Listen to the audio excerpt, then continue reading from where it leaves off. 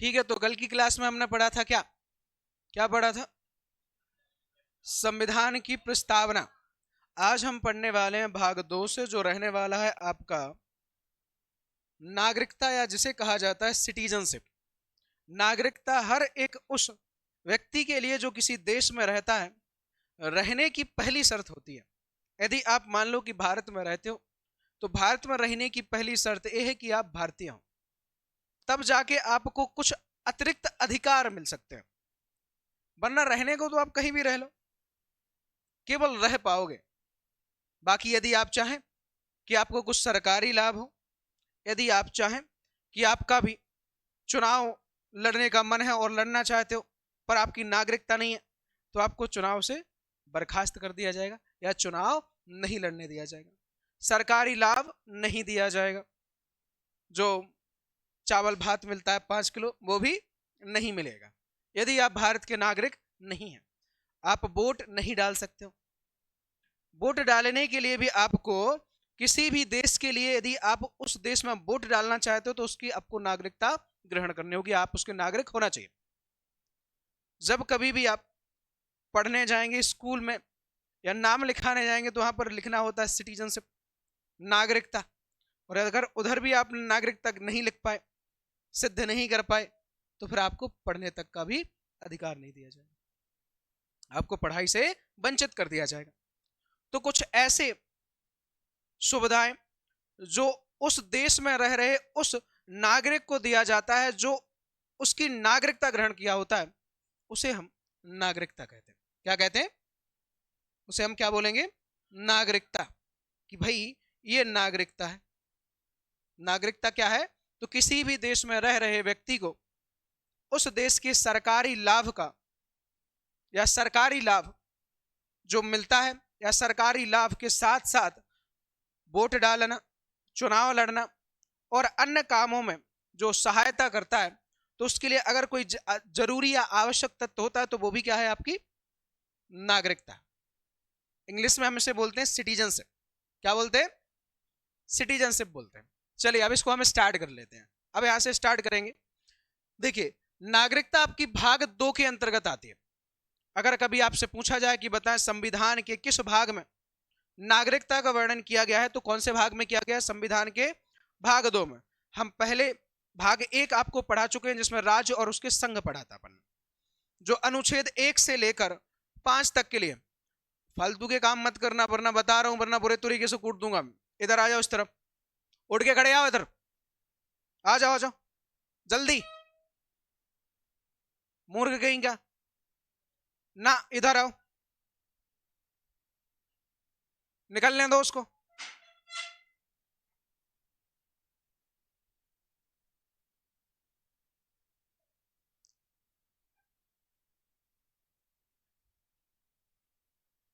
ठीक है, अब जरा समझना। देखिए, हमने क्या पढ़ा कि भाई भारतीय संविधान में 22 भाग हैं, और 22 भाग में से जो भाग 2 है, उसमें नागरिकता का वर्णन किया गया है कि नागरिकता क्या होती है। अब नागरिकता क्या है वो हम इसमें अच्छे से पढ़ने वाले हैं। पहले भाग में हमने पढ़ा था क्या? राज्य और उसके संघ, जो अनुच्छेद 1 से लेकर 5 तक जाते हैं। कहां तक जाते हैं? 1 से लेकर 5, 4 तक थे। अच्छा, 1 से लेकर 4 तक जाते हैं। इसको जो हम पढ़ने वाले नागरिकता को, ये जाएंगे 5 से लेकर 11 तक जाते हैं। क्योंकि भाई ये जो नागरिकता संबंधित अनुच्छेद है, किस तरीके से नागरिकता ग्रहण कर सकते हो, कब आपको नागरिकता मिलती है, किसी दूसरे देश में जाएंगे तो आपकी नागरिकता का क्या होगा, ये सारे वर्णन हमें हर एक अनुच्छेद में देखने को मिल जाएगा। तो आपका 1 से लेकर 4 है राज्य और उसके संघ, और 5 से लेकर 11 तक जाएंगे क्या? नागरिकता। और 11 से 35 तक जाएगा क्या? आपका मौलिक अधिकार। क्या जाएंगे? अब 11-12 में जो दिया गया है, वो दरअसल आपका राज्य और संघ ही दिया गया है, परंतु वो मौलिक अधिकार के अंतर्गत ही आते हैं। चलिए अब स्टार्ट कर लेते हैं अपने को। नागरिकता आखिरकार अगर हम देखें तो 5 से लेकर 11 तक इसका वर्णन किया गया। अनुच्छेद टोटल कितने बताए थे? 395। कितने हैं? और हम ऐसे करते करते 22 भाग में 395 अनुच्छेद सारे पढ़ लेंगे, एक एक करके अनुच्छेद। भाई बहुत अच्छे से यदि आप पढ़ोगे, ईमानदारी से पढ़ते रहोगे तो सारे अनुच्छेद, चूंकि देखो 395 अनुच्छेद किसी भी व्यक्ति को याद है, किसी भी स्टूडेंट को याद नहीं रहते, परंतु उसमें जो सबसे महत्वपूर्ण अनुच्छेद होते हैं, महत्वपूर्ण घटनाएं होती हैं, वो हमें याद करने की पूरी कोशिश करनी है। ऐसा हम पढ़ेंगे, कोशिश यही करेंगे कि हमें क्लास में याद हो चीजें, क्लास में ही हम उनको याद करते चले, ऐसा हम पढ़ने वाले। तो नागरिकता क्या है आपका, 5 से 11 तक दिए गए अनुच्छेद में। अब है क्या चीज, जरा उसको समझो। तो नागरिकता को भारतीय संविधान में ब्रिटेन के संविधान के स्रोत से लिया गया है। अब क्वेश्चन ये भी बनता है, एक क्वेश्चन बनता ही है कि बताएं नागरिकता जो स्रोत लिया गया है, भारतीय संविधान में जोड़ा गया है, वो किस एक दूसरे देश के संविधान से जोड़ा है? तो किसके? ब्रिटेन के संविधान से हमने लिया है। अब भारत में कैसी नागरिकता है? एक हरी नागरिकता है। कैसी नागरिकता है? एक हरी का मतलब होता है कि हम केवल भारतीय हैं। ऐसा तो नहीं कि हम मध्य प्रदेशी भी हैं फिर भारतीय भी हैं, यानी जिस राज्य में रह रहे उसके निवासी भी कहलाएंगे कि हम भाई मध्य प्रदेश हैं। हम जाएं कहां पर? अमेरिका, और वहां कहें कि हम मध्य प्रदेशी हैं, वहां जाके आपको इंडियन से बोलना पड़ेगा कि भाई हम कौन है? इंडियन है। कि मध्य प्रदेशी ना, मध्य प्रदेश का कोई अस्तित्व नहीं है वहां पर, ठीक है। अब लेकिन क्या होता है कि यदि मैं बात करूं अमेरिका में कैसी नागरिकता है, तो दोहरी नागरिकता है। दोहरी कैसी? कि उस देश में यदि किसी राज्य में कोई व्यक्ति रहता है तो उस राज्य का भी उसे नागरिकता ग्रहण की गई है, और वो अमेरिकन तो कहलाता ही है। यानी अमेरिका का है तो अमेरिकन तो है ही, साथ ही मान लो कि किसी राज्य में रह रहा है तो राज्य का भी नागरिक, जैसे न्यूयॉर्क में रहता है तो न्यूयॉर्क वासी भी कहलाएगा और वो अमेरिकन वासी भी कहलाएगा। पर्दा लगा दो ठीक से, ठीक है। चलिए आ जाइए जरा। तो भारत में कैसी नागरिकता है? लेकिन आपके लिए क्वेश्चन एक कि बताएं भारत में एक राज्य ऐसा भी था जिसमें दोहरी नागरिकता थी, वह राज्य कौन हुआ करता था? ये रहेगा आपके लिए क्वेश्चन। मूर्खों, कमेंट कोई नहीं किया कल के, एक कमेंट किया है। मैंने 2 क्वेश्चन पूछे तो कमेंट एक आया हुआ है उसमें। मतलब इतने बैठे हुए बच्चे, इनमें से कोई देखी नहीं वीडियो, मुझे पता है। वैसा लग रहा है, देखो दोनों दांत निकाल रहे हैं कि ही। अरे तुम लोगों की सुविधा के लिए वो बना रहे हैं हम, उसको देखो और बताओ कि भाई उसमें क्या क्या चीजें अपन ने पढ़ी हुई हैं और किस चीज का क्या आंसर रहने वाला है। ये मैंने बोला था, है? बताओ। हंसने वाली वीडियो थी मूर्खो, पढ़ने वाली वीडियो थी वो। मैं कॉमेडी बना थोड़ी रहा हूं, कॉमेडी बनाता हूं क्या? है? अपन पढ़ाई लिखाई की वीडियो बना रहे हैं, पढ़ने वाली वीडियो। एक क्वेश्चन आपको बताना है कि भारत का एकमात्र राज्य कौन सा था जिसमें दोहरी नागरिकता थी, परंतु अब राज्य, हर एक राज्य में भारत के एक हरी नागरिकता बची। तो ये आंसर आपको कमेंट बॉक्स में देना। मूर्ख को दिए नहीं तो बता रहा हूं मैं, कल आके कूटूंगा, ठीक है। अब चालू कर देते, ध्यान से करना है, ठीक है। अब देखो जरा अनुच्छेद 5 में, नागरिकता में अनुच्छेद 5 से अपन स्टार्ट करते। इसमें क्या कहा गया है कि भारतीय संविधान के प्रारंभ पर नागरिकता के बारे में वर्णन किया गया है। यानी संविधान के प्रारंभ पर नागरिकता के बारे में जो वर्णन किया गया है कि नागरिकता है क्या, नागरिकता किस प्रकार की होती है, ये सारी जानकारी हमें कौन देता है? अनुच्छेद 5 देता है कि नागरिकता आखिर कहां से आई, नागरिकता का मतलब क्या होता है, नागरिकता की वैल्यू क्या है, ये सारी चीजें हमें 5 मिल जाती। उसके बाद अनुच्छेद हम 6 की बात करें तो इसमें वर्णन किया गया है कि पाकिस्तान से भारत आने वाले नागरिकों की नागरिकता के अधिकार के बारे में चर्चा है। अब यहां पर आते हैं, पाकिस्तान से क्यों आएंगे लोग? आखिर ऐसा क्या पड़ गया कि पाकिस्तान से आना पड़ गया? तो हम आएंगे अब 15 अगस्त 1947 के दिन पर। 15 अगस्त 1947 को भारत आजाद हुआ और साथ ही साथ आजादी के साथ साथ भारत का बंटवारा भी हो गया। हुआ कि नहीं हुआ? भारत का बंटवारा भी हो गया। अब जब भारत का बंटवारा हुआ तो क्या हुआ, हमारा संविधान तो हमने बना लिया था, संविधान हमारा बन चुका था, लेकिन बहुत सारे जो हिंदू थे, क्योंकि भारत और पाकिस्तान दोनों का बंटवारा किस आधार पर हुआ था?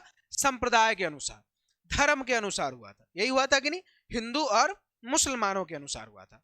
तो हिंदू राष्ट्र बना था हिंदुस्तान और मुस्लिम राष्ट्र बना था पाकिस्तान। तो अब क्या था कि जब सब एक था, हिंदू और मुस्लिम, हिंदुस्तान और पाकिस्तान दोनों एक थे, तो लाहौर और इस्लामाबाद और कराची, बलूचिस्तान, इस वाले इलाके में हिंदू रहते थे। अब हुआ यूं कि भाई बंटवारा हुआ, दोनों को अलग अलग जाना था। मुस्लिम जाएंगे कहां पर? पाकिस्तान। हिंदू आएंगे हिंदुस्तान। तो क्या हुआ, बहुत दिनों तक हिंदू पाकिस्तान से हिंदुस्तान आते रहे और बहुत दिनों तक हिंदुस्तान से पाकिस्तान मुस्लिम जाते रहे। अब जब हमारा संविधान लागू हो गया और नागरिकता लागू हो गई, तो फिर अब ये प्रावधान आया कि भाई अब जो लौट के आ रहे हैं कहां से, पाकिस्तान से हिंदू, उनके लिए नागरिकता का क्या प्रावधान रखा जाए। तो ये सारा का सारा वर्णन यदि हमें कहीं पर मिलता है तो कहां मिलेगा, अनुच्छेद 6 में, कि पाकिस्तान से जब आएंगे तो उन्हें कहां पर, कुछ दिनों के लिए तो बॉर्डर पर ही रोक दिया जाएगा।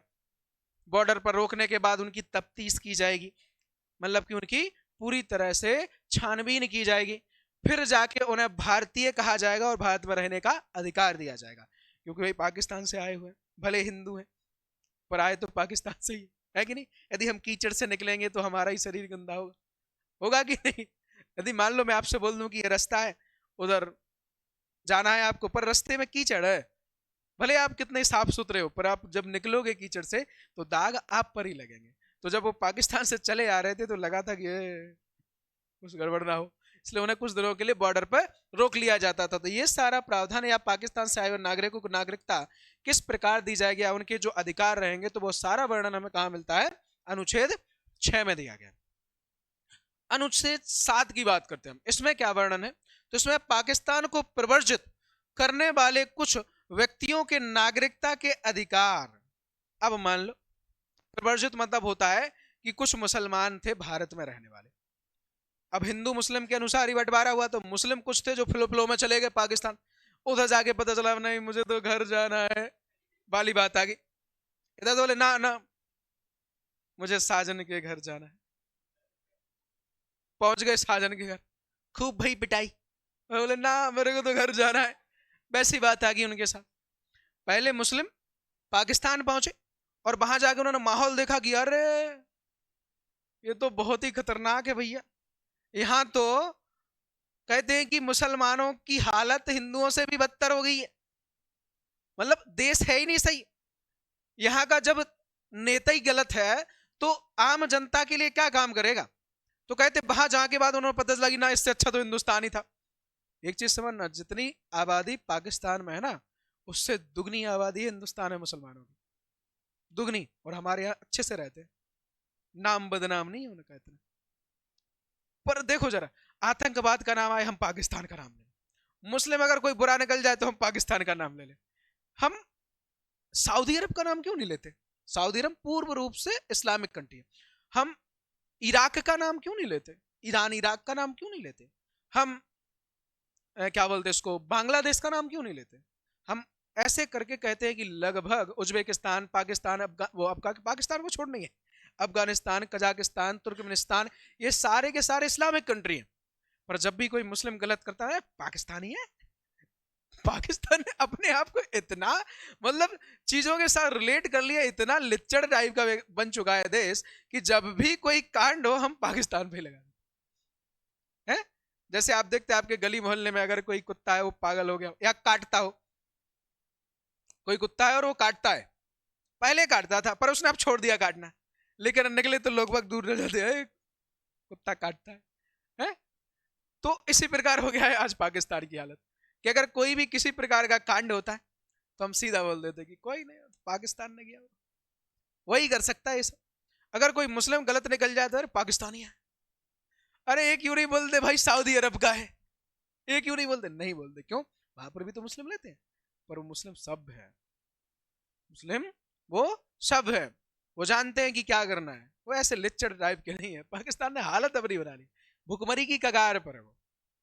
देखो जरा 300 रुपए लीटर मिलता है वहां पर पेट्रोल, वहां का कोई एक नागरिक बोल रहा था, मैंने कोई एक रील देखी थी, उसमें बोल रहा था कि बताएं, रिपोर्टर ने पूछा उससे कि बताइए वहां का, कहते हैं कि कुछ दिनों पहले की बात है, मैं एक रील देख रहा था जिसमें कहते एक रिपोर्टर रहता है पाकिस्तान का और वो पाकिस्तानी नागरिक से माइक लगा के पूछता है कि बताएं हम अमीर हैं कि पाकिस्तान अमीर है कि हिंदुस्तानी अमीर है, तो बोलता है हिंदुस्तानी गरीब है, हम अमीर हैं। बोले काहे, बोले इसलिए, बोले कि बताओ हिंदुस्तान में कितने रुपए लीटर मिल रहा है पेट्रोल। उन्होंने कहा पेट्रोल, बोले 100 रुपए लीटर, 110 रुपए लीटर। बोले हम 300 रुपए लीटर। बोले कौन है अमीर बोले हम जब 300 रुपए लीटर पेट्रोल खरीद के चला रहे और वो जब 100 रुपए 110 रुपए में जला रहे हैं तो कौन अमीर हुआ? हम पाकिस्तानी अमीर हुए, है कि नहीं? अरे मूर्ख कहीं के, इतना समझ नहीं आ रहा कि ये आपकी जीडीपी को दर्शाता है। अब पढ़े लिखे हो तो बताए, वो पढ़े लिखे हो तो वो समझ आए उनको कि ये भैया ये हमारी जीडीपी से दर्शा रहा है, हमारे यहाँ के पैसे की वैल्यू को दर्शा रहा है, हमारे यहाँ के रोजगार को दर्शा रहा है, हमारे यहाँ के इकोनॉमी को दर्शा रहा है कि भाई हम इतना ज्यादा पैसा देकर वही चीज खरीद रहे हैं और जबकि हिंदुस्तानी मात्र कुछ पैसों में वो चीज पा ले रहे हैं। तो उनको कौन समझा? मानसिकता ऐसी बन चुकी है। कहते वहां के किस्से यदि मैं सुनाने बैठ जाऊं तो पूरी क्लास इसी में निकल जाएगी। कहते वहां के आज से लगभग 5 से 7 साल पहले की बात है कि वहां के एक नेता से पूछा गया, वहां पर जो आप यहाँ पर पोलियो की दवाई पीते हो ना, हमारे जैसे ही बच्चे का जन्म होता है तो जन्म से 14 साल तक के लिए उसे पोलियो की दवाई पिलाई जाती है। जन्म से 12 साल, सॉरी 14 साल बोलते हैं। तो कहते पोलियो की दवाई पाकिस्तान में बैन है। कहते वहां का एक नेता हुआ करता था, उससे कहा गया कि भाई आप पोलियो की दवाई क्यों नहीं पिलवाते हो बच्चों को? तो उसका कहना था कि यदि हमने पोलियो की दवाई बच्चों को पिला दी ना तो ये आगे चल के बच्चे पैदा नहीं कर पाएंगे ज्यादा। अब सोचो जरा, ऐसी मानसिकता के लोग रहते हैं वहां पर। मतलब उन्हें अभी से चिंता है कि ये जो बच्चे छोटे छोटे जिनका अभी विचारों का जन्म हुआ है वो आगे चल के ज्यादा बच्चे पैदा करेंगे, हमारी आबादी बढ़ाएंगे।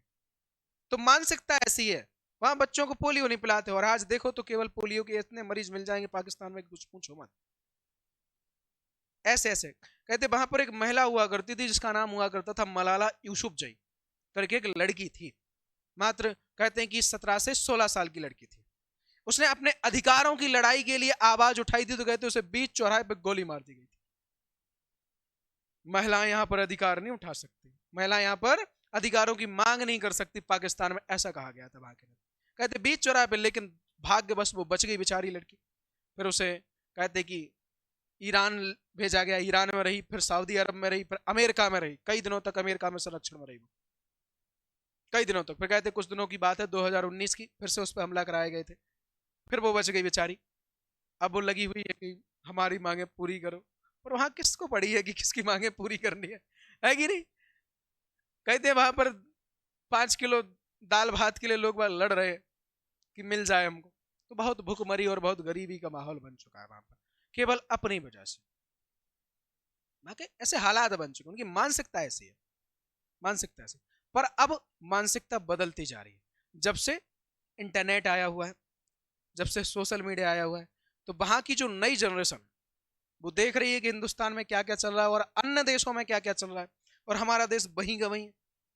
तो अब विचार और अब उनकी जितनी भी सोच थी वो धीरे धीरे परिवर्तन होने लगी। कम से कम परिवर्तन हुए, पूरी नहीं हुई है, ये चीज समझ लेना, पूरी तरह से नहीं हुई है, पर कम से कम परिवर्तन होने लग गया। ठीक है, चलिए अब आ जाओ जरा। तो हमने क्या पढ़ा कि पाकिस्तान को प्रवर्जित करने वाले कुछ व्यक्तियों के नागरिकता के अधिकार थे। अब सुनो जरा, यहां से कोई व्यक्ति है वो पाकिस्तान चला गया, कुछ दिन तक रहा, उसे लगा कि ये गलत आ गए, फिर उसे वापस लौटना पड़ गया, और जब वापस आया तो फिर उसे नागरिकता किस प्रकार दी जाए, तो ये सारा प्रावधान कहां पर रखा गया था? अनुच्छेद 7 में रखा गया था कि भाई यहां से तो बड़े हाल फूल में चले गए, क्या अपना देश है पाकिस्तान, जिसका नाम है पाक स्थान यानी पवित्र स्थान। पाकिस्तान का मतलब भी यही है, एक चीज समझ लेना, पाकिस्तान का मतलब होता है पवित्र धरती। वो तो वहां पर पापी रहते हैं, दिक्कतें हैं, वरना धरती तो बहुत पवित्र थी वास्तव में। आपके यदि मैं बात करूं अखंड भारत की, यदि मैं बात करूं तो सबसे ज्यादा उपजाऊ जमीन, सबसे ज्यादा खनिज, सबसे ज्यादा कहते हैं कि जलवायु, अच्छी जलवायु, सबसे ज्यादा नहरें पाकिस्तान में है, और सबसे अच्छी स्थापत्य कला पाकिस्तान में। जितने भी हमारे मुस्लिम शासक आए भारत में राज्य करने के लिए, उन्होंने ज्यादातर जो इमारतों का निर्माण कराया लाहौर में, बलूचिस्तान में, इस्लामाबाद में, और जितना एरिया पाकिस्तान का था वो सारा का सारा वहीं पर अच्छी इमारतों का निर्माण कराया, क्योंकि वो जगह उन्हें पसंद आती थी, क्योंकि वहां पर नदियां थी, सिंधु नदी थी, उसकी सहायक नदियां थी, तो कहते वो जगह उन्हें पसंद आती थी, इसलिए उन्होंने वहां पर निर्माण कराए। इसीलिए तो जिन्ना बहुत चालाक था, उसने कहा कि वहां चलेंगे, ना ही इमारतें बनानी पड़ेंगी, सीधे जाएंगे अपना अपना कब्जा करेंगे, घरों में रहने लग जाएंगे। हिंदू को निकालेंगे, मुस्लिम भरेंगे। ज्यादा निर्माण नहीं कराया था उन्होंने। जब 1947 में बंटवारा हुआ, 14 अगस्त की रात, 15 अगस्त ही हो चुका था। चूंकि पाकिस्तान आज भी 14 अगस्त को ही अपना स्वतंत्रता दिवस मनाता है, हम 15 अगस्त को मनाते हैं, क्योंकि हमें मालूम है 12:17 पर हमें अंग्रेजों ने कहा था कि अब हम जा रहे हैं, तब जाके हमें आजादी मिली थी। उन्होंने सारा का सारा जो भी उनका तंत्र था वो हमें सौंप दिया था कि भाई आज से आप लोग संभालिए राजनीति को, प्रशासन को और अपने देश को। तो वो 12:17 पर हुआ था, 17 से 21 के बीच की बात है।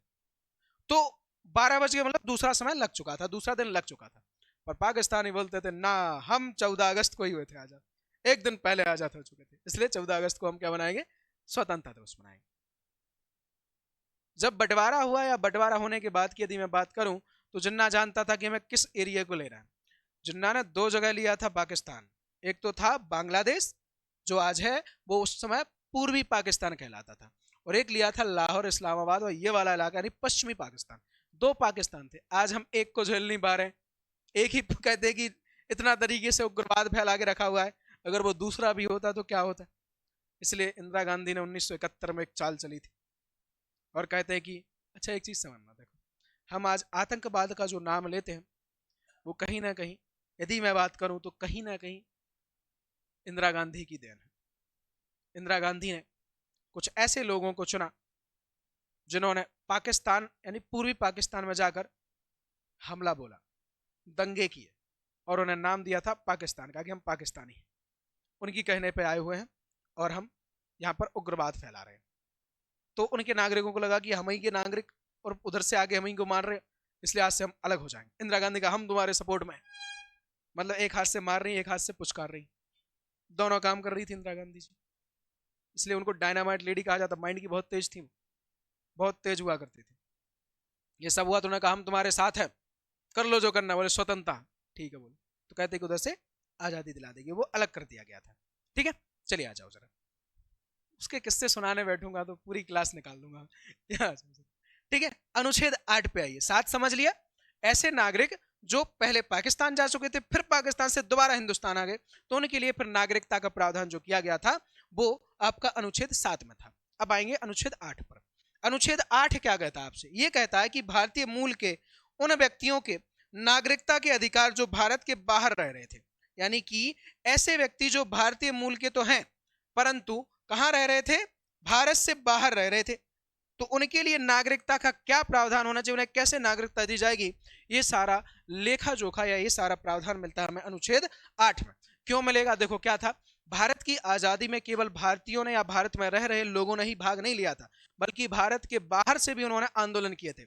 मैं आपको पॉलिटी पढ़ाने के बाद सीधा आपको मॉडर्न हिस्ट्री पढ़ाऊंगा, जिसमें आपको बताऊंगा कि बहुत सारे लोग थे जो भारत से बाहर, जिसमें आपका सैन फ्रांसिस्को, न्यूयॉर्क और अफगानिस्तान, रूस, जापान, यहां पर बैठ बैठ कर भी लोग बाग भारत के लिए आंदोलन कर रहे थे या भारत के लिए आजाद के लिए काम कर रहे थे। क्यों, अमेरिका को भी गुलाम बना रखा था अंग्रेजों ने, तो वो वहां जाकर क्या करते थे, अंग्रेजों से लड़ते थे भारत की आजादी के लिए, क्योंकि वहां भी अंग्रेज है वहां भारतीय, तो वो दोनों लड़ रहे हैं कि भाई हमें भारत को आजाद चाहिए, तुम ही अंग्रेज हो जो भारत को गुलाम बना रखे हो, तो उधर किया। कहते हैं कि अलग अलग देशों में भी इन्होंने क्या की, लड़ाई की। अब चूंकि वो वहां थे, वहां से लौटने में समय लगा और हमने संविधान लागू कर दिया था, तो वो जब लौटकर जब भारत आए या भारत के बाहर रह रहे थे कुछ समय के लिए, तो उनको भी भारत की नागरिकता दी जाएगी। कब तक के लिए, कितने समय में, अगर लौट आएंगे तब तक दी जाएगी। ये हमें प्रावधान दिया गया था, कब या कहां पर दिया गया, अनुच्छेद 8 में कही। उनके लिए बातें कहां कही गई हैं, अनुच्छेद 8 में कहा गया कि भाई ये जो वहां रह रहे फलाने फलाने लोग, ये भी भारतीय हैं और इन्हें भारत के नागरिक माना जाएगा, क्योंकि आजादी की लड़ाई के लिए वहां लड़ रहे थे, परंतु हैं तो मूल निवासी कहां के, भारत के। ठीक है, अब आइए आगे। अनुच्छेद 9 क्या कहता है, अनुच्छेद 9 कहता है कि जब कोई व्यक्ति किसी दूसरे देश की नागरिकता ग्रहण कर लेता, अब यहां से समझेंगे हम कि जब क्या करेगा, मान लो कि ये बैठा हुआ है रामदेन और ये गया और इसने अमेरिका की नागरिकता ग्रहण कर ली, तो इसकी भारत की नागरिकता स्वतः ही खत्म हो जाएगी। जैसे ही वहां पर इसने देखा कि इसने लिख लिया वहां पर अपने आप को सिटीजनशिप में अमेरिकन, तो उधर फिर भारत से कट कर दिया जाएगा। अब इसे भारत में मिलने वाले जितने लाभ थे, भारत में मिलने वाले जितनी भी सुविधाएं थी, सारी बंद। अब केवल ये अमेरिका की सुविधाएं लेगा, भले अमेरिका में कुछ भी मिलता हो या ना मिलता हो, पर अमेरिका का हो जाएगा ये नागरिक। अब भारत का नागरिक ये नहीं बचेगा। जैसे ही कभी भी कोई भी भारतीय व्यक्ति किसी दूसरे देश की नागरिकता ग्रहण करता है तो उसकी नागरिकता, भारतीय नागरिकता स्वतः समाप्त हो जाती है। उसे कहीं जाना नहीं होता कि भाई हमें भारतीय नहीं बनना, हमारी नागरिकता समाप्त करो, हम नहीं रहेंगे भारतीय। तो ऐसा कहीं नहीं जाने की, आप तो दूसरे देश की नागरिकता ले लो, भारत की समाप्त हो जाएगी। लेकिन कभी कभी ये भी होता है कि आप जा भी सकते हो, कटवा लो कि भाई हमें भारतीय नागरिकता नहीं चाहिए क्योंकि हम अब आज से पाकिस्तानी बनना चाहते, बनना चाहते तो वो कहेगा इधर आओ पहले, तो वैसा आएगा, दो तवा चलेगा, पर ठीक हो पूछेगा दो बार, ठीक हो पाकिस्तानी फिर आपको याद आएगा यार पाकिस्तानी, बम बम पटका दिया जाएगा, उधर से लोटे में आऊंगा, ना ना ना पाकिस्तानी नहीं, थोड़ा दूर जाओ, ईरानी अमेरिकन चाहिए, अमेरिकन, तुरंत बदल जाएंगे आपके। ठीक है, तो जब कोई व्यक्ति किसी दूसरे देश की नागरिकता ग्रहण कर लेता है तो उसकी भारतीय नागरिकता समाप्त हो जाती है, स्वतः ही हो जाती है, उसे कहीं जाने की जरूरत नहीं पड़ती, अपने आप समाप्त हो जाती है। फिर आता है कौन सा, अनुच्छेद 10। तो 9 क्या कहता है कि अगर आप भारतीय हैं और किसी दूसरे देश की नागरिकता ग्रहण करते हो तो आपकी भारत की नागरिकता स्वतः समाप्त कर दी जाएगी। अनुच्छेद 10, नागरिकता के अधिकारों का बना रहना, यानी कि अनुच्छेद 10 में कहा गया है कि नागरिकता के जितने अधिकार हैं वो सारे के सारे बने रहें, या वो सारे के सारे सुदृढ़ रहेंगे। तो इसकी बात कहने वाला अगर अनुच्छेद है तो कौन है। अब नागरिकता के अधिकार क्या है जरा समझो। नागरिकता के वही अधिकार जैसे कि आपको भारत में निकलने वाली प्रत्येक सरकारी नौकरियों में समान अवसर, आपको भारत में रहने पर आपके धर्म मानने का समान अधिकार, कि आप यदि भारतीय हैं और आपको यदि मुस्लिम धर्म अपनाना है, हिंदू धर्म, जैन धर्म, तो आप अपना सकते हो क्योंकि आप भारतीय हैं। आपको वोट डालने का अधिकार क्योंकि आप भारतीय हैं, आप अपना मतदाता चुन सकते हो। आप कौन सा प्रत्याशी, मान लो कि ये प्रिंस खड़ा हुआ है और आपको लग रहा है कि ये बहुत ही बुरा व्यक्ति है और इसको कभी भी वोट नहीं देना है और आपको अधिकार है वोट डालने का, तो आप किसको, नोटा को दबाओगे, इसको नहीं, कि किसी को नहीं जाएगा मेरा वोट क्योंकि मुझे ये व्यक्ति पसंद नहीं है।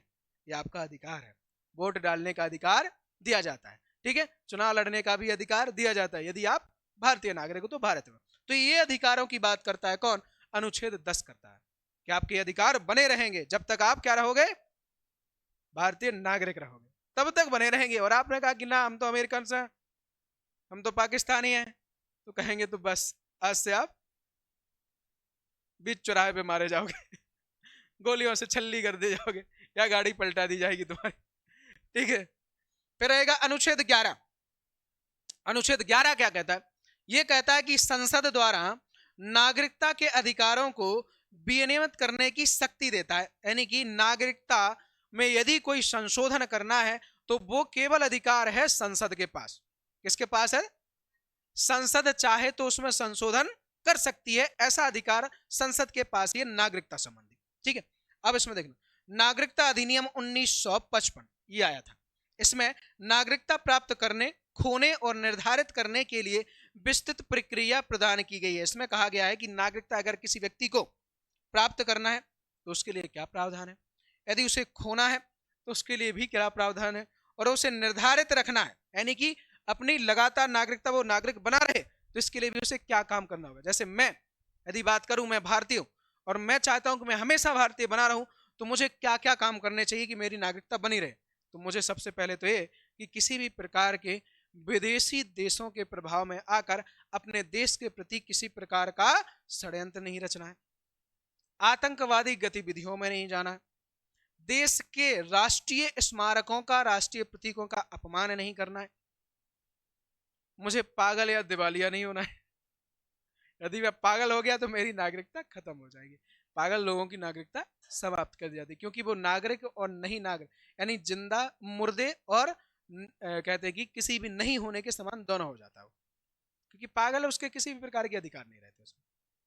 पता चला आया हो, दो तमाचे तुम में लगा दिए, फिर हाथ जोड़ ले, भैया जी राम राम, हमारा यही तरीका है राम राम करने का। तो उसका क्या मतलब, क्या कुछ भी कर दे, तो नागरिकता वहां पर समाप्त हो जाती है। तो ऐसा नहीं करना है, तो हमारी नागरिकता बनी रही, है कि नहीं। पता चला कि मैं किसी भी प्रकार का ऐसा व्यापार भी नहीं करना है जो देश के लिए घातक हो। पता चला मैं AK-47 का सेल लगा दिया, 10 का 5, 10 का 5, 10 का 5 ले जाओ ले जाओ। तो अवैध हथियारों का क्या नहीं करना है हमको, व्यापार नहीं करना है। साथ ही मादक पदार्थों का भी व्यापार नहीं करना है, ठीक है। तो उसमें नागरिकता बनी रहती है, मैं हमेशा रहूंगा नागरिक, बस मुझे क्या करना है, पढ़ाना है, नागरिकता बनी रहेगी मेरी तो, है ना। और हाँ एक चीज और, कभी भी राष्ट्रीय स्मारकों और राष्ट्रीय प्रतीकों का अपमान बिल्कुल नहीं करना चाहिए। ये एक दंडनीय अपराध होता है। आप भले अनजाने में करते रहते हो, मुझे पता है, और हंसी मजाक में करते रहते हो, परंतु कभी नहीं। अगर ये शिकायत अगर दर्ज हो जाएगी जनहित याचिका में किसी भी कोर्ट में, तो आपको बाकायदा उस अपमान या उस जिस भी प्रतीक चिन्ह का या जिस भी चीज का आपने अपमान किया उसके अनुसार उसे सजा का प्रावधान है। सजा के साथ साथ आपको उसके लिए हर्जाना भी भरना होता है, 10,000, 20,000, 30,000 जो भी रहता है। अगर आप राष्ट्रीय ध्वज का अपमान करते हैं तो आपको 4 साल की सजा है, कम से कम 4 साल की, और हर्जाने के तौर पर आपको 32,000 या 33,000 रुपए भरने होते हैं। पैसे भरने की दिक्कत नहीं है, पर 4 साल यदि आप, चूंकि बहुत कम केस मिलते हैं लेकिन बहुत ज्यादा भी केस मिलने लग गए। पर हमें, यदि हम शिक्षित हैं, हम विद्यार्थी हैं और हम भारतीय हैं, तो हमें इन चीजों का ध्यान रखना है। अभी हम पढ़ेंगे मौलिक कर्तव्य, जो हमारे कुछ कर्तव्य होते हैं, 11 कर्तव्य हैं वो हमारे, कि हमें क्या क्या करना है। वो कर्तव्यों में रहता है कि हमें राष्ट्रीय स्मारकों का हमेशा सम्मान करना। तो सम्मान बताऊंगा किन किन चीजों का करना है, ठीक है, उन चीजों में पढ़ाऊंगा मैं आपको इसी में आपके। चलिए, अब भारतीय नागरिकता 5 प्रकार से प्राप्त होती है। प्राप्त करने का देख लेते हैं अपन कि हम प्राप्त करना है। मान लो कि ये व्यक्ति है, ये आया हुआ है कहां से, तो ये आया हुआ है श्रीलंका से। अब इसे भारत में रहना है, भारत की नागरिकता चाहिए, तो इसे क्या क्या चीजों पर ध्यान देना है या किस तरीके से यह भारत की नागरिकता ग्रहण कर सकता है। तो कहते हैं लगभग 5 प्रकार से भारत की नागरिकता ग्रहण की जा सकती है। 5 प्रकार से। एक तो होता है जन्म से। अब जन्म का तो कॉमन है, यदि आपके माता पिता भारतीय है और आपका जन्म होता है तो आपको जन्म से ही नागरिकता मिल जाएगी, आप भारतीय ही कहलाएंगे। कहलाओगे कि नहीं कहलाओगे। तो पहला क्या है आपका नागरिकता प्राप्त करने के तरीके। पहला रहेगा जन्म से। जो व्यक्ति 26 जनवरी 1950 को, लेकिन डेट ध्यान रखने, कौन सी, 26 जनवरी 1950 को, बताओ जरा क्या हुआ था इस दिन। स्वतंत्र हुए थे ना हम। मूर्ख कितना कुटेगा मेरे हाथों, उधर क्यों हूंगा मैं। जल्दी बताओ, जल्दी बताओ, जल्दी बताओ बताओ। लागू हुआ था, संविधान लागू किया गया था। क्या हो गया इसको,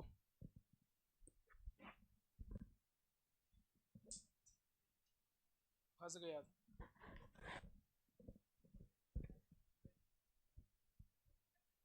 मंगलसूत्र फंस गया था। अब मेरे लिए तो है मंगलसूत्र ही ऐसा डाल। हाँ बताओ, बोलो। अरे ये बता रहा था भैया, बताओ लागू हुआ था क्या। संविधान लागू किया गया था, कौन सी तारीख। अरे सही रहा था, ये भी बढ़िया हुआ था। देखो तो 26 जनवरी 1950 को या उसके बाद भारत में जन्मा अगर कोई व्यक्ति है और वो इसके बाद या इसके दिन 26 जनवरी को भी यदि जन्म गया उसका जन्म हुआ, और यदि उसके बाद भी जन्मा है तो अब भारत का नागरिक होता, स्वतः ही नागरिक हो जाएगा।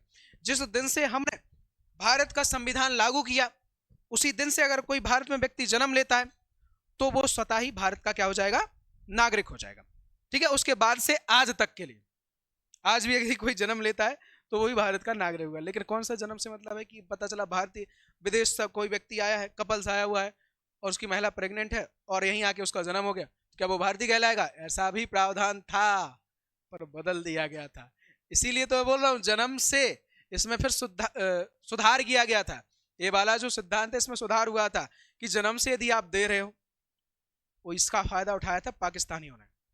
क्या करते थे, पीओके के रास्ते से कहते कि ये मुस्लिम व्यक्ति आया और अपनी पाकिस्तानी जो रहते उनकी 5-5 6-6 बीवियां कर लिए उन्होंने विवाह, और आए और कहाँ आ गए, सीधे पीओके के रास्ते जम्मू कश्मीर आ गए, वहां रहे।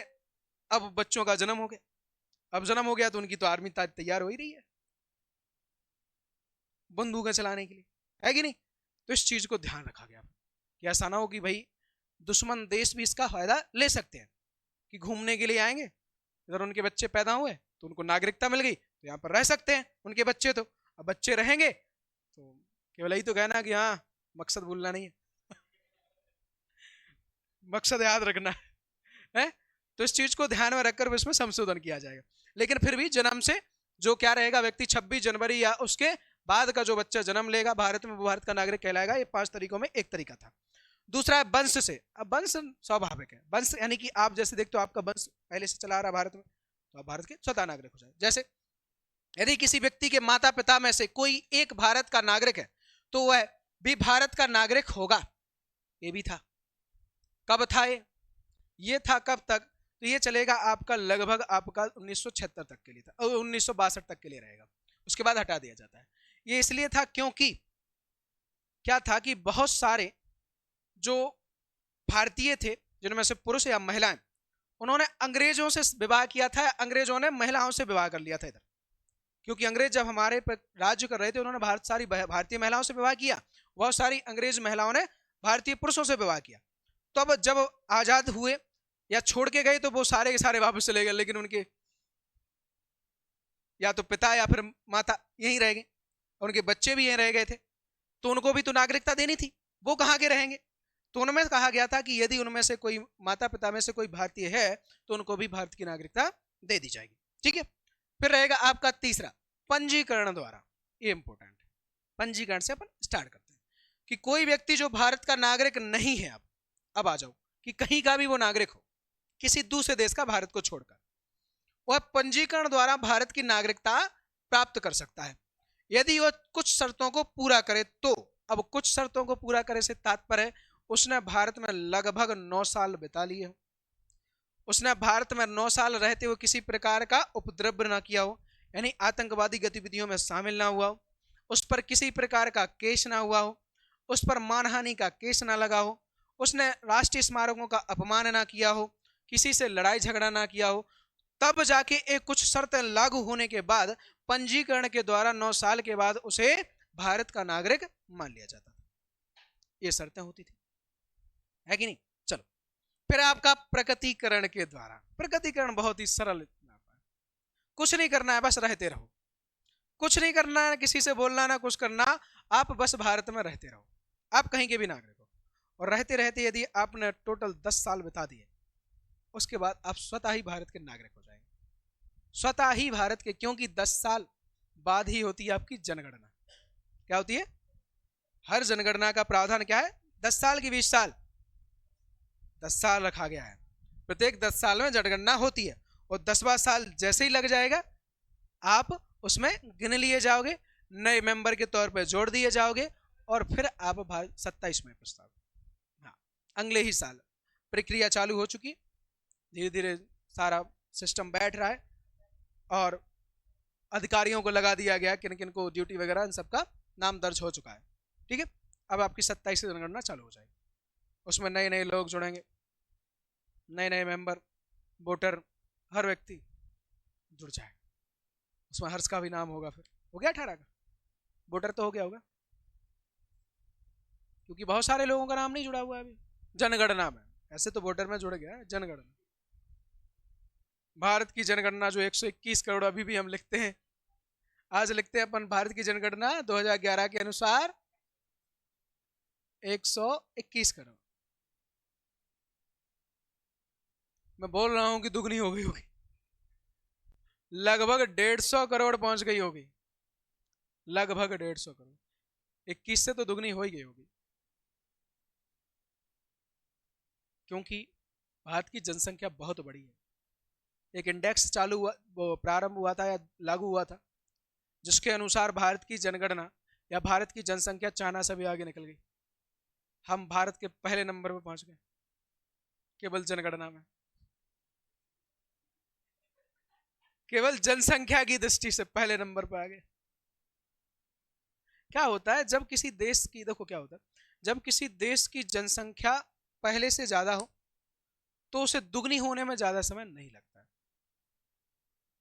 किसी देश में मान लो कि किसी देश की जनसंख्या है 10,000 और किसी देश की जनसंख्या है 50,000, है कि नहीं?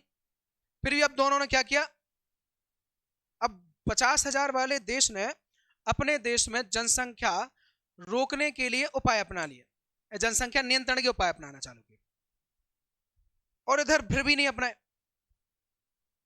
अगर 50,000 जनसंख्या वाला देश जनसंख्या नियंत्रण के उपाय अपनाएगा और उसमें से वो आधा भी कर देगा, यानी कि हर एक घर में एक बच्चा भी जन्म लेगा, तो 50,000 तो पहले से थे, तो कितने हो जाएंगे? 1,00,000 हो जाएंगे। और यदि 10,000 वाला अपने दुगना भी कर देगा, 3 गुना भी कर देगा, 4 गुना भी कर देगा, 5 गुना भी कर देगा, तब भी वो केवल 50,000 पे पहुंचेंगे और यहां से सीधा 1,00,000 हो जाएगा। यही होता है जनसंख्या का काम। जैसे भारत में 1951 से लेकर 1981 का जो दशक था, वो भारत में जनसंख्या विस्फोट का दशक कहलाता है। कि भारत में जनसंख्या विस्फोट हुआ था उसी समय पर, यानी जनसंख्या दुगनी रफ्तार से बढ़ी थी। 1981 में फिर हमने जनसंख्या नियंत्रण के उपाय अपनाना चालू कर दिए। ये देखो चले आ रहे हैं महाशय, क्या बोल रहा है?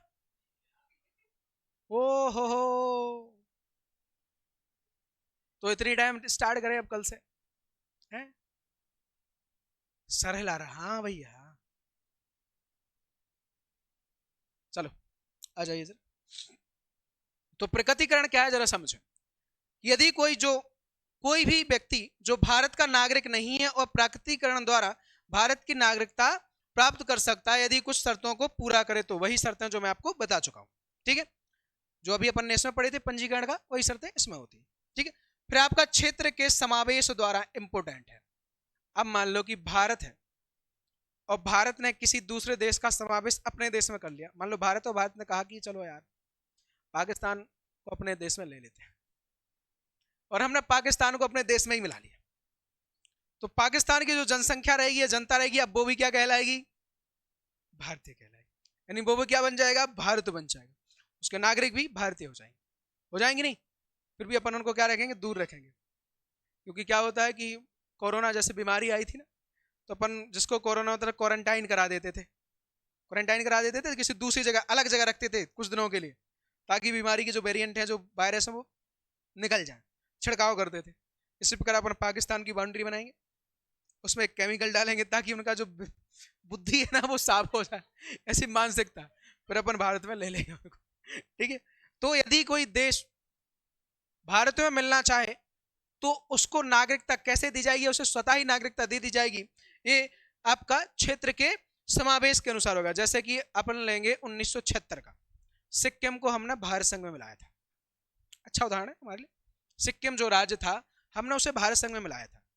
तो भारत संघ में जब मिलाया था तो क्या उसको हमने फिर नागरिकता अलग से दी थी? ना, हमने जैसे ही उसका समावेश किया था तो जितनी जनता थी उसमें उसको स्वतः ही भारतीय मान लिया गया था, ठीक है? तो होता है क्षेत्र। तो 5 प्रकार से कौन कौन, जरा दोहराएंगे? जन्म से, वंश से, पंजीकरण द्वारा, प्रकटीकरण द्वारा और क्षेत्र के समावेश के द्वारा। जन्म से यानी किसी भी व्यक्ति का जन्म यदि 26 जनवरी 1950 है उसके बाद भारत में होता है तो भारत का नागरिक कहलाएगा। दूसरा, वंश से, यदि किसी भी व्यक्ति के माता पिता में से कोई एक भारतीय तो वो स्वतः ही क्या हो जाएगा? उसे भी भारत की नागरिकता दे दी जाएगी। पंजीकरण के द्वारा, यदि वो भारत में कई दिनों से रह रहा है, कई साल हो चुके हैं और उसने फिर अपना नाम पंजीकरण करा लिया है, तो वो क्या कहलाएगा? आपका भारतीय। और पंजीकरण होता है कहां पर? गृह मंत्रालय में। कहां होता है? गृह मंत्रालय में, केंद्र के गृह मंत्रालय में उसे पंजीकरण कराना होता है और फिर उसे भारत का नागरिक बोल दिया जाता है या मान लिया जाता है। प्रकटीकरण द्वारा, कई सालों से रहे हो, 10 साल तक रहेगा, उसका फिर अगली जनगणना जो होगी उसमें भारत का नागरिक घोषित कर दिया जाएगा। फिर आपका क्षेत्र के समावेश। तो ये 5 प्रकार से आप नागरिकता ग्रहण कर सकते हो। अब आता है त्यागने की। मान लो ग्रहण तो कर लिए, फिर अपन को छोड़ना है तो क्या करना होगा? तो उसके लिए देखेंगे। मान लीजिए कि अब अपने को भारतीय नागरिकता खोने के तरीके हैं। नागरिकता खोने के तरीके कई है। जिनमें से अपने को 3 पढ़ने हैं केवल। 3 बहुत महत्वपूर्ण है। कहते हैं नागरिकता खोने के 3 तरीके होते हैं। पाने के कितने हैं? खोने के 3। यहां भी देखो नेगेटिविटी में चला गया। पॉजिटिव पाने के लिए 5 है अपने पास, खोने के लिए 3 है। 3 कौन कौन से? पहला है त्याग। ये वही त्याग है, हमने त्याग दिया, हमें नहीं चाहिए, हमें चाहिए ही नहीं नागरिकता, तो नहीं लो, ठीक है। कोई भी व्यक्ति जो भारत का नागरिक है वह अपनी नागरिकता का त्याग कर सकता है। मान लो कि कोई भी व्यक्ति, जैसे कि ये बैठी हुई प्रिंसी, इसे लगता है कि भारतीय अब हमें नहीं रहना, अब हमें बनना है क्या? पाकिस्तानी बनना है। तो बोल दे कि भारत की नागरिकता नहीं चाहिए, ना लो, मत लो, मैं त्यागती हूं, त्याग दो, पाकिस्तान चले जाओ। वहां से लोटे में आएगी, उसमें जाएगी तो 4 पैरों पर, 4 पैर बोलते हैं जानवर है क्या? जाएगी तो यहां से पैरों के बल, उधर से आएगी दूसरे के पैरों के बल, लोटे में दूसरा लेके आएगा ऐसे। पाकिस्तान बहुत ही डेंजर का इलाका है। वहां कहां पर कहते कि रात में सोया व्यक्ति सोचता है सुबह होगी कि नहीं होगी, सुबह में देख पाऊंगा कि नहीं देख पाऊंगा, इसलिए वो रात में ही हे अल्लाह मुझे जन्नत नसीब करना, क्या पता रात में ही बम गिर जाए हमारे ऊपर है। तो खोने के तरीके में त्याग है कि मतलब कि स्वतः ही व्यक्ति त्याग दे, उसकी नागरिकता खत्म। फिर है आपका समाप्ति। अब समाप्ति के तरीके देखेंगे कैसे। यदि कोई व्यक्ति किसी अन्य देश की नागरिकता प्राप्त कर लेता है तो उसकी नागरिकता या भारतीय नागरिकता समाप्त हो सकती है या समाप्त हो जाती है। ये हम पढ़ा दिए।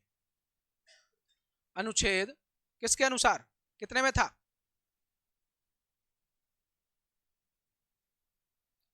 अनुच्छेद 6 के अनुसार यदि कोई भारतीय व्यक्ति किसी दूसरे देश की नागरिकता ग्रहण करता है तो उसकी भारतीय नागरिकता स्वतः ही समाप्त हो जाती है।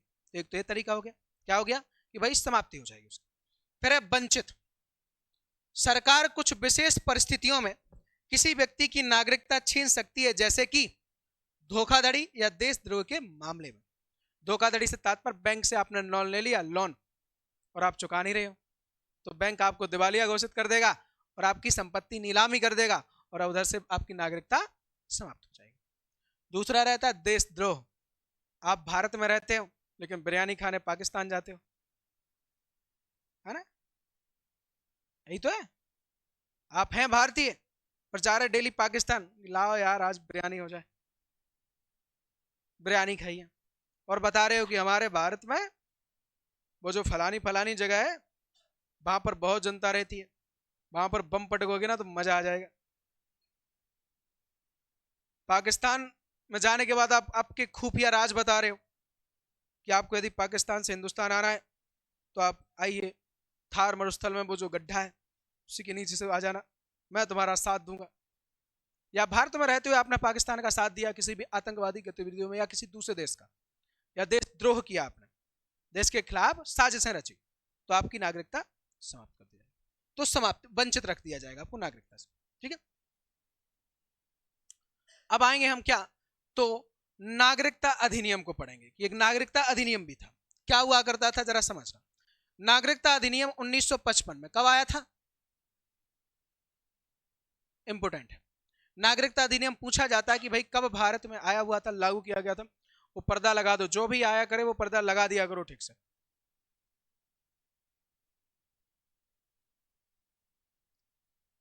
देख लो,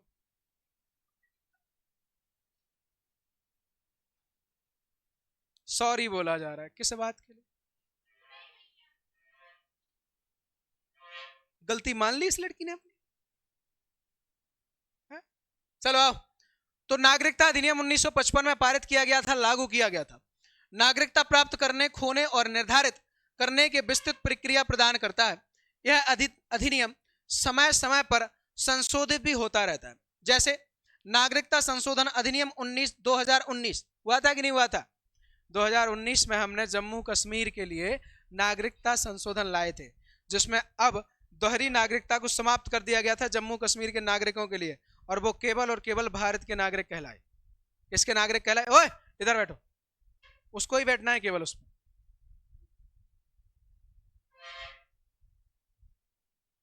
उधर क्या कर रहा है? ठीक है। जैसे क्या किया था अपन ने 2019 में किया था, भारतीय नागरिकों को सभी मौलिक अधिकार प्राप्त होते हैं। अब मान लो क्या क्या इसमें हमें लाभ मिलेगा। सबसे पहला मौलिक अधिकार। मौलिक अधिकार वो अधिकार होते हैं जो जीवन जीने के लिए सबसे महत्वपूर्ण होते हैं। 6 मौलिक अधिकार आपको बताए हुए थे, बताए थे कि नहीं? भाग 1 में कि 2 में कि 3 में? 3 तो पढ़ा ही नहीं है। ठीक है, अपन ने पढ़ा था क्या? भारतीय संविधान के स्रोत, उसमें मैंने आपको मौलिक अधिकार बताए थे जो अमेरिका से अपन ने लिए थे, 6 थे उसमें। तो वो मौलिक अधिकार जीवन जीने के सबसे अहम पहलू होते हैं, उनको जरूरी होता है किसी व्यक्ति के लिए। ठीक है, चलिए देख लेंगे। तो मौलिक अधिकार प्राप्त होते हैं जैसे कि जीवन का अधिकार। अब देखो जीवन का अधिकार, इसके बारे में थोड़ी सी चर्चा कर लेते हैं। ये भी कोई अधिकार है क्या जीवन का अधिकार? बिल्कुल है। आप सभी को जीवन जीने का अधिकार है कि नहीं? तभी जाके आप रोड पे यूं चलते हो, बीच में कोई मार नहीं सकता। क्यों? जीवन जीने का अधिकार है। बीच रोड पे चल दोगे क्योंकि आपको डर ही नहीं है कि कोई मार सकता है हमको, क्योंकि संविधान में लिखा है जीवन जीने का अधिकार है, कोई आपको मार नहीं सकता। और यदि मार दे तो उस पर सजा का प्रावधान है, इसका पर निडर चलता है। आप लोगों ने एक चीज और सोची होगी, यदि कोई व्यक्ति किसी दूसरे को मारता है तो सजा का प्रावधान है ही, लेकिन यदि वो स्वयं आत्महत्या करता है और वो बच गया तो भी सजा का प्रावधान है, क्योंकि वो भी तो एक किसी व्यक्ति को मार ही रहा था, स्वयं को मार रहा था, मतलब जीवन का अंत कर रहा था, इसलिए उसे भी सजा का प्रावधान है। तो सोचो जरा, मरने से बच गए तो सजा भी काटनी पड़ेगी, मर गए तो मर ही गए, लेकिन बच गए तो सजा भी काटनी है अपने को, है ना? तो जीवन जीने का अधिकार, समानता का अधिकार, भाषण और अभिव्यक्ति की स्वतंत्रता आदि, ये सारी चीजें हमें मौलिक अधिकार से प्राप्त होती हैं। जैसे आज के दिन यदि मैं बात करूं, आज का दिन डॉक्टर भीमराव अंबेडकर साहब का दिन है, उनका जन्म दिवस है आज। ऐसे महान व्यक्ति का जन्म है। आप देखो ये चीज समझना, लोगों में गलत फहमी है उनके लिए, बहुत बड़ी गलत फहमी है। जो दलित वर्ग है, या हम बात करें आज जो निम्न वर्ग है, वो कहते हैं कि ना हमारे ही भगवान है, हमारे ही भगवान है। क्या बोल देते हैं उनको? भगवान। परंतु ये गलत है, वो है इंसान, और साथ ही उनके द्वारा जो काम किए गए हैं वो वास्तव में देवतुल्य हैं, इतना अपन बोल सकते हैं। उनके काम जो किए गए हैं उनके द्वारा देवतुल्य से कार्य है, मतलब है कि उनके जैसा काम लगभग कोई भी व्यक्ति नहीं कर सकता। उन्होंने जो काम किया है सभी भारतीयों के लिए, किसी एक वर्ग के लिए नहीं, चाहे वो सवर्ण हो चाहे वो निम्न वर्ग हो, सभी लोगों के लिए उन्होंने जो अधिकार की बात की है वो सबके लिए मान्य होती है और वो सभी के लिए सम्मानीय है, मेरे लिए, आपके लिए है और सबके लिए। पर कुछ लोगों ने उन्हें एक देवता के तौर पर बना के रखा है, पूजा करते हैं उनकी। किसी में जाति पर्सनल की बात नहीं कर रहा हूं, मैं कुछ वर्ग की बात कर रहा हूं। तो ये क्या है, उनको देवता मत बनाओ, देवता बना दोगे मूर्ति पूजा करने लग जाओगे, कोई फायदा नहीं निकलेगा। उनसे आशाएं लगा लोगे आप फिर, अब क्योंकि देवताओं से हम आशा लगा लेते कि भगवान 2 नारियल चढ़ाऊंगा, बस वो वाला काम हो जाए, बस जो मैं रात में सोचता हूं। 1.25 किलो मिठाई भी जला दूंगा, 2 अगरबत्ती ऐसे ही लगा दूंगा, बस वो जब तक नौकरी नहीं लग रही तब तक बस शादी ब्याह ना हो उसका। यही कहते भगवान से, और ऐसे ही कामना उनसे करने लग जाएंगे।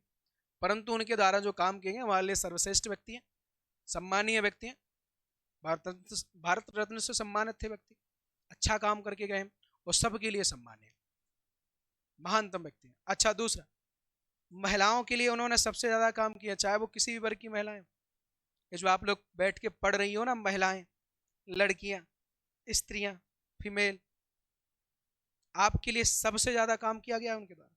महिलाओं को तो पढ़ने का अधिकार तक नहीं था, उनकी देन है। समानता से लेके आए, पढ़ाई का सबको समान अधिकार दिया, तो बहुत अच्छे व्यक्ति हुआ करते थे, उन्हीं के द्वारा ये संविधान लिखा गया। ठीक है, उन्हीं की आज जयंती है। ऐसे महानतम व्यक्ति को मेरी तरफ से कोटि कोटि नमन। चलो आ जाओ। ठीक है, भारतीय नागरिकों को राजनीतिक अधिकार भी प्राप्त हैं, जैसे कि मतदान करने का अधिकार और चुनाव लड़ने का अधिकार भी। ये भी आपका नागरिकता संशोधन अधिनियम के तहत जोड़ा गया था। साथ ही भारतीय नागरिकों को कुछ विशेष अधिकार भी प्राप्त हैं, जैसे कि भारत में स्थायी रूप से रहने का अधिकार। यदि आप भारतीय हैं तो भारत में जीवन भर रह सकते हो, और आप भारत के नागरिक नहीं हो तो जब तक आपका पासपोर्ट वीजा वैलिड है तब तक ही रहोगे। उसके बाद आपकी नागरिकता यानी कि आपका जो टाइम है वो खत्म, तो आपको अपने देश जाना होगा या वीजा को रिन्यू कराना होगा आगे के लिए। ये होता है, ठीक है। नागरिकता संशोधन अधिनियम 2019, इसको भी देख लो क्या था। तो हम सब जानते हैं नागरिकता संशोधन अधिनियम 2019 जम्मू कश्मीर के लिए लाया गया था। जम्मू कश्मीर को राज्य को तोड़कर दो नए केंद्र शासित प्रदेश में तब्दील किया गया, बनाए गए, जैसे जम्मू कश्मीर और लद्दाख राज्य, है कि नहीं। लाओ जरा बोतल में पानी लाओ। मेरी वाली कहाँ गई? ये रही, इसमें दे दो जरा। लाओ लाओ।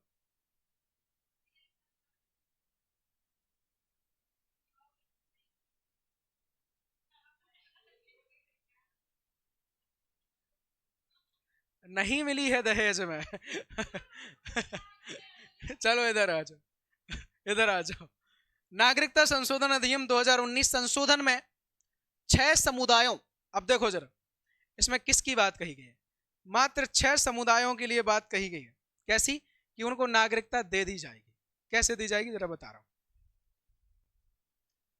क्या?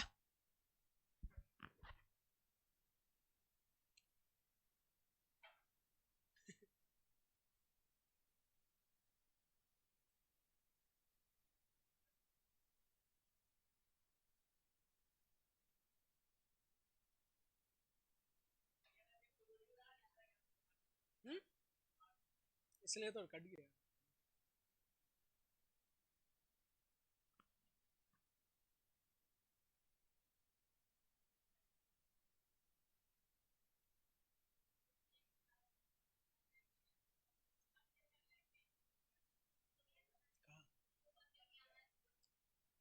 क्यों?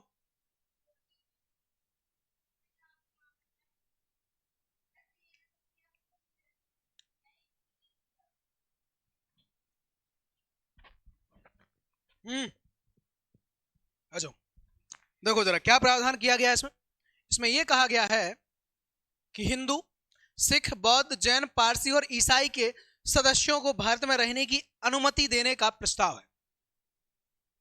अब देखो जरा किनको दिया गया है। या तो वो हिंदू हो, किसी दूसरे देश का, वो भारत में आया हो, नागरिकता दे दी जाएगी। सिख हो, नागरिकता दे दी जाएगी। बौद्ध हो, जैन हो, पारसी हो, ईसाई हो, इनको नागरिकता दे दी जाएगी।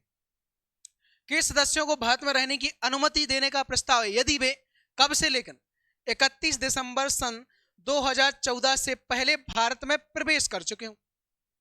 इससे पहले 14 से पहले अगर भारत में आ गए थे तो ही वो भारत की नागरिकता लेने के अधिकारी हैं, और इसके बाद यदि भारत में आए तो वो नागरिकता उन्हें नहीं दी जाएगी। किनको? इनमें से भी। इसलिए तो आया था आपका SIR। आप लोगों ने कुछ दिनों पहले SIR एक सर्वे के बारे में सुना होगा, सुना है ना, SIR सर्वे, जिसके अनुसार 2014 से बाद में आने वाले मुस्लिम बहुल्य जनसंख्या और उसके अलावा भी कोई भी जनसंख्या या जनता भारत में यदि कोई आता है तो उसे उसके देश भेजा गया। जैसे बांग्लादेश के लोगों को भारत आ चुके थे, उनको बहुत लोगों को भेज दिया गया, जिन्हें हम प्रवासी कहते हैं। क्या कहा गया था? प्रवासी कहा गया था। क्या? 2014 के बाद जो आए उनको वापस कर दिया गया। उससे पहले यदि जो आया था वो अभी भी रह रहा है, उसे भारत का नागरिक स्वीकार कर लिया गया, लेकिन उसके बाद जो आए हुए उनको फिर बाहर कर दिया गया, उनको बाहर भेज दिया गया। ठीक है, तो उसके लिए कितनी तो बहस हुई थी, कितने तो दंगे हुए थे कि भाई हम कहाँ जाएंगे, 2014 से रह रहे हैं, अगर 14 में ही आए, आज लगभग आपको 12 से सीमा हैदर, तो उसको नागरिकता थोड़ी दी गई है सीमा हैदर को अभी, है कि नहीं? नागरिकता नहीं दी गई। अब उसने विवाह कर लिया तो देखो एक चीज समझो, विवाह यदि हो गया तो अब उसके पति के अनुसार उसे नागरिकता दे दी जाएगी, लेकिन कितने साल बाद? 5 साल बाद। कितने साल बाद? 5 साल। 5 साल कहाँ हुए उसको आए? ओ सॉरी 10 साल बाद, 10 साल बाद। ठीक है, 5 साल 9 या 10 साल बाद दे दी जाएगी। ठीक है, चलिए आओ जरा। अब देखो जरा, यह नागरिकता के लिए आवश्यक अवधि को 11 वर्ष से घटाकर केवल 5 वर्ष कर देता है। कौन करता है? ये वाला 2014 में आया हुआ अधिनियम। तो अब कितने साल के लिए? लगभग 5 वर्ष कर दिया गया है। 5 साल तक अगर कोई व्यक्ति रहता है तो वो वहां का नागरिक हो जाएगा। उसके बाद 2 अधिसूचनाओं में इन प्रवासियों को पासपोर्ट अधिनियम और विदेशी अधिनियम भी छूट दी गई है। यानी कि भाई कुछ दिनों तक आपको रहना है तो पासपोर्ट के अनुसार रह सकते हो, ठीक है। असम में बड़ी संख्या में संगठनों में इस विधेयक का विरोध हुआ था कि नहीं? असम वाले एरिया में हुआ था और बंगाल वाले एरिया में हुआ था, इसका विरोध हुआ था, काफी मात्रा में विरोध हुआ था, क्योंकि इससे बांग्लादेशी हिंदू अवैध प्रवासियों को नागरिकता मिल सकती थी। यानी बांग्लादेशी हैं और वो हिंदू नहीं है तो उनको नागरिकता दी जा सकती थी। क्यों? क्योंकि भाई उनको ये कहा गया था कि 2014 के बाद के लोग मान्य नहीं होंगे और यदि उससे पहले के 5 साल तक रह लिए तो उन्हें मान लिया जाएगा। तो उसके बाद के जो लोग थे उन्होंने विरोध किया था SIR का, ठीक है। विधेयक के पक्ष में तर्क यह दिया गया कि हिंदू और बौद्ध बांग्लादेश में अल्पसंख्यक हैं और धार्मिक उत्पीड़न से बचने के लिए भारत आए हैं, लेकिन मुस्लिम बांग्लादेश में बहुसंख्यक हैं और इसलिए उनके बारे में ऐसा नहीं कहा जा सकता। नहीं, ऐसा नहीं कहा जा सकता। क्यों नहीं कहा जा सकता? क्योंकि भाई वो पहले से रहे। देखो क्या था, आप अपने घर में रहते हो और आप 4 सदस्य हो और आपके रिश्तेदार आ जाएं 10 सदस्य, तो किनका दबदबा ज्यादा होगा? जो 10 लोग ज्यादा है उनका ज्यादा वर्चस्व हो जाएगा, होगा कि नहीं? और आप अपने ही घर में अल्पसंख्यक हो जाएंगे और वो चाहेंगे कुछ दिनों तक रहेंगे और धीरे धीरे कहेंगे जाओ तुम निकल लो, अब हम लोग रहेंगे अब, क्योंकि वो संख्या में ज्यादा है कि नहीं? और यही हुआ था बांग्लादेश और असम में हो रहा है। असम में कहते बेचारे असम के जो लोग हैं वो अल्पसंख्यक हो गए और वहां पर भर चुके हैं बांग्लादेश के रोहिंग्या जनजाति, रोहिंग्या मुस्लिम भर चुके हैं। क्या बांग्लादेश में रोजगार नहीं है? इंडस्ट्रियल एरिया नहीं है, कंपनियां नहीं है, रोजगार के साधन कम है, भूखमरी ज्यादा है। उन्होंने कहा भाई असम में जाएंगे, अगर टिक्की का ठेला भी लगाएंगे तो 10 दिन के कम से कम 1000-1200 तो बचाएंगे, है कि नहीं? और खाने को मिलेगा सो अलग, खाना पीना चल ही रहा, होगा कि नहीं? तो ऐसा सोच के जाते, ऐसा करते। तो इस प्रकार करते करते कहते कि बहुत सारे लोग आ गए असम में और बांग्लादेश में। तो उन लोगों ने विरोध किया था कि भाई हम बहुत दिनों से रह रहे हैं और आप हमें निकालने की बात कर रहे हो। तो तर्क ये दिया गया था कि तुम्हारी वजह से ये लोग अल्पसंख्यक हो गए जो पहले से रह रहे हैं, यहाँ के जो मूल निवासी हैं, जो पीढ़ियों से रह रहे हैं, इसलिए तुम्हें जाना होगा। तो कहते इसका काफी विरोध हुआ था, ठीक है। और इसी के साथ आपका ये क्लास होती है समाप्त, ये PDF हो जाती है आपकी समाप्त। जो आपका रहता है भाग 2 से रहता है, जिसमें हमने नागरिकता पढ़ ली। नागरिकता के बारे में थोड़ी सी और सुन लें। नागरिकता संशोधन अधिनियम कब आया था? 1955 में। दूसरा अधिनियम कब लाया? 2019 में। कब लाए थे? 2019 में। एक बात और, नागरिकता पाने के कितने प्रकार हैं, कितने तरीके से प्राप्त कर सकते हो? कौन कौन से हैं? जन्म से, वंश से, पंजीकरण से, प्रकटीकरण से, क्षेत्र के समावेश से। तो ये 5 तरीके हैं कि आप प्राप्त कर सकते हो। और खोने के कितने तरीके हैं? 3 तरीके हैं। कौन कौन से? त्याग, समाप्ति या वंचित। यानी या तो वो त्याग कर दे या वो समाप्त हो जाए, या दूसरे देश की अगर नागरिकता ले ले तो वो समाप्त हो जाएगा या फिर उसे वंचित कर दिया जाएगा। तो ये 3 तरीके क्या हैं उसके खोने के? नागरिकता को या नागरिकता अनुच्छेद कहां से कहां तक है? तो 5 से 11 तक नागरिकता का वर्णन किया गया है। भाग कितना है? 2 है। अब बताइए जरा, यदि किसी व्यक्ति को चुनाव लड़ना है और भारत का वो नागरिक नहीं है तो क्या वो चुनाव लड़ लेगा? नहीं लड़ पाएगा। यदि वो भारत का नागरिक है और उसे चुनाव लड़ना है तो लड़ लेगा? लड़ लेगा। यदि वो भारत का नागरिक नहीं है और वो वोट डालना चाह रहा है तो डाल सकता है क्या? नहीं डाल सकता है। मान लीजिए कोई व्यक्ति है और उसने अमेरिका की नागरिकता ग्रहण कर ली है तो उसकी क्या भारत की नागरिकता रहेगी? नहीं रहेगी, उसकी स्वतः ही समाप्त हो जाएगी। हो जाएगी कि नहीं हो जाएगी? ठीक है। तो ये नागरिकता संबंधी कुछ पॉइंट थे, कुछ तत्व थे, कुछ आपके बिंदु थे जो हम पढ़ चुके हैं। टॉपिक आपका समाप्त होता है। सभी विद्यार्थी इसको दोबारा देखने के लिए आप जा सकते हैं हमारे यूट्यूब चैनल पर, जो रहेगा आपका MG क्लासेस पृथ्वीपुर के नाम से। साथ ही ये जो PDF जो मैं पढ़ा रहा हूँ ये हूबहू आपको ऐसे ही पीडीएफ यानी कि ज्यों की त्यों पीडीएफ आपको मिल जाएगी। कहाँ पर? एमजी क्लासेस के टेलीग्राम ग्रुप पर। और आपको यदि कोई सवाल करना है और आपको जवाब चाहते हो तो यहाँ पर मैसेज कीजिए हमारे सोशल मीडिया प्लेटफॉर्म इंस्टाग्राम पर। और आपको अतिरिक्त जानकारी के लिए ज्वाइन करें आपका एमजी क्लासेस प्रतीपुर हमारा व्हाट्सएप चैनल। तो यहाँ से आप ये सारी जानकारियाँ ले सकते हैं। सभी लोग पढ़ते रहिए, कमेंट कीजिए। और एक चीज समझ लेना, पढ़ते समय आप ये जरूर ध्यान रखें कि यदि आपसे कोई क्वेश्चन किया गया तो पहले उस क्वेश्चन का आंसर कमेंट बॉक्स में डाल ही दें, फिर उसके आगे आप पोस्ट करके आगे बढ़े उसमें। ठीक है, दोस्तों को भी शेयर करें, उनकी भी पढ़ाई कराएं, उनको भी मदद दें। फ्री क्लास है, कोई पैसा वैसा तो है नहीं, इससे क्या होगा, उनकी भी मदद होगी, हमारा क्या है, थोड़ा सा लाभ हमारा भी क्या रहेगा, थोड़ा वाचन टाइम बढ़ जाएगा, कुछ और भी मदद मिलती रहेगी हम लोगों को। ठीक है, चलिए इसके साथ अगली क्लास में हम मिलते हैं।